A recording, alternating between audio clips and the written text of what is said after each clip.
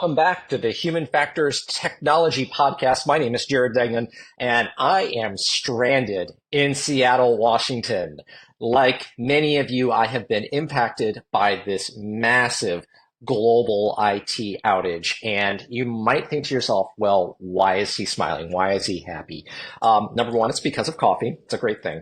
Number two, I've been kind of looking into this whole CrowdStrike Microsoft thing.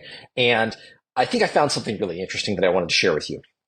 So just to kind of set the stage here, for those of you who may not currently be aware, what occurred was on Saturday, CrowdStrike pushed a content update for its Falcon threat deterrent systems software for its Windows host. So this is a piece of software that protects from bad actors, essentially. It's highly advanced. Otherwise, if it wasn't for this global IT outage, you would think that this is a phenomenal platform because it's highly advanced. However, what occurred was when they pushed this content update, somehow they missed something and it crashed a lot of systems. Now, they say that it didn't crash all the systems. In fact, it only crashed a small percentage of systems. But proving the black swan effect true, the fact of the matter is that when these systems went down, it impacted a lot of people. In fact, I flew out to Seattle for the Mount Rainier half marathon on Sunday afternoon, I think. No, I'm sorry, it was Friday. Sorry, because it was yesterday, it was Sunday. So I flew out on Friday morning, a couple hours after the whole thing happened. We were delayed by about maybe 2 hours, and that sucked. However, these cascading effects have occurred. So the question is, what does any of this have to do with human factors? And what can we do to prevent something like this in the future? It all comes down to testing and the mechanisms around testing. So I am hypothesizing that there was a testing mechanism within these Falcon content updates. And from what I have understood and read, there are a lot of these updates that go out, dozens per week, because as bad actors evolve, security software has to evolve with it. So this was a regular update where you push the update, it makes the system smarter, and it protects from bad actors. What happened is, in this case, testing was missed. And my guess is that why was testing missed?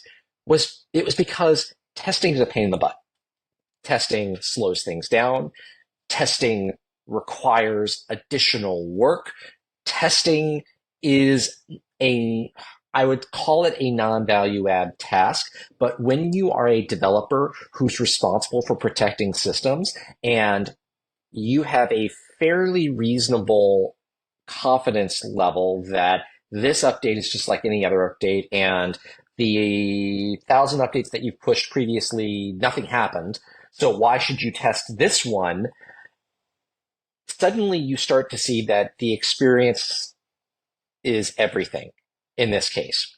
If the experience was easier, maybe they would have tested this update. If the workflow was easier, maybe they would have tested this update. Maybe this whole thing wouldn't have happened. But it's important for us to recognize that when steps get skipped, whether they are in a B2C setting, a business to consumer setting, or a business to business setting like this update was, that experience is everything. Whether it's capital E experience or small e experience. And when I say small e experience, that's the employee experience. This is where the employee has to follow a set of rules, a set of tasks, and the quality of their result is essentially directly proportional to what their experience is. If the experience is good, they're going to follow every single step, every single time. If the experience is poor, steps are going to get skipped. Things are going to get missed, and then suddenly the dominoes are going to fall. So, that being said, what happens when things like this occur? What happens when human factors fail in an internal process. Well, that requires another set of human factors, humans themselves, customer experience representatives, to pick up the slack. And I really have to tip my hat to all of the flight attendants that are out there trying to make the best of this experience for all of their guests. And I have to say, if you are taking a flight in the next week to 2 weeks, buy your flight attendants a bag of Skittles or a bag of M&Ms or something, because these folks are doing the best they can to make up for a very lousy situation. So, once again, to recap, what occurred was a CrowdStrike update was supposed to be pushed. It was supposed to be tested. It was not tested, and therefore it led to a global IT outage that has impacted, probably at this point in time, millions of passengers. What's important about this? We have to think about the human factors in all of our experiences. What about workflows? What about automation? What about systems testing? All of these things have to be taken into account if we want the human to follow these steps.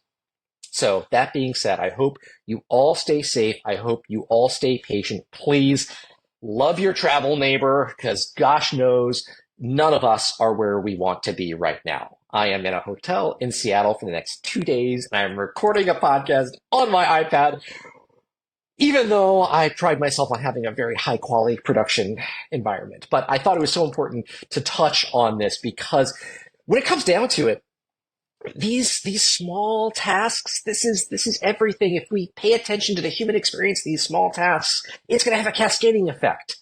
So next time you think that, oh, something is too small, it's just a system, or it's just a task.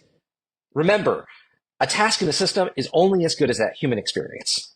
So stay safe, everybody. I hope you're doing well. I hope you get home safe, and I will see you next time on the Human Factors Technology Podcast.